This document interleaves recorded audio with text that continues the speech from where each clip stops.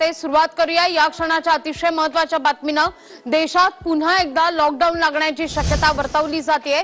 केंद्र सरकार देशभरात लॉकडाऊन लावण्यासंदर्भात विचाराधीन आहे। पंतप्रधान नरेंद्र मोदींनी घडीची ब्रेकिंग न्यूज। अमेरिका आणि इराण युद्धामुळे भारतात पुन्हा लॉकडाऊन या तारखेपासून कोरोनापेक्षा जास्त गंभीर परिस्थिती निर्माण होण्याची शक्यता आहे।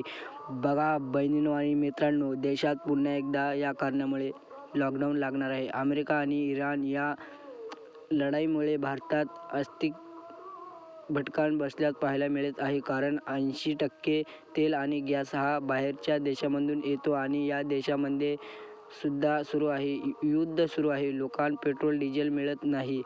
आता काय करावे? चला, नेमकं परिस्थिती अशा पद्धतीची असणार आहे। कोणाला या तारखेपासून लॉकडाऊन होईल परिस्थितीच्या आणि याबद्दल नेमकं काय माहिती दिली होती, ज्यामुळे सोशल मीडियावर चर्चा सुरू। देशात पुन्हा लॉकडाऊन लागणार अशी एक शक्यता होती। आज जेव्हा मोदी सक्षम बैठकीत बोलले, मग त्यांना सगळ्यात मोठा निर्णय झाला आहे। मागील लागलेली मग नेमकं लढाईमुळे अधिक कारण आहे। या कारणाची एकच आहे की 1 एप्रिलपासून पुन्हा एकदा लॉकडाऊन लागणार आहे। कोरोनापेक्षा जास्त गंभीर विषय आणि परिस्थिती बेकार होणार आहे।